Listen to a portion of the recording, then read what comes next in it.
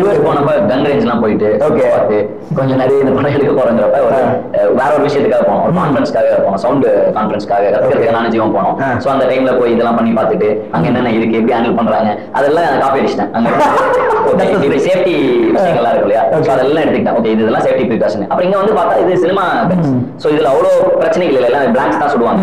So அதனால ஒரு கம்ஃபர்டபுளா பண்ண முடிஞ்சது. அது கொஞ்சம் தெரிஞ்சுக்கிட்டு வந்துட்டோம், கொஞ்சம் தெரிஞ்சுக்கிட்டு வந்ததுனால கொஞ்சம் ஈஸியா இருந்துச்சு. அண்ட் இதுக்குன்னே பெரிய பெரிய படங்கள் எடுக்கிறாங்க, இன்னும் நிறைய பாம் பிளாஸ்ட் இருக்கு, படங்கள்லாம் இருக்கு, அதுக்குன்னே ஆளுங்க இருக்காங்க.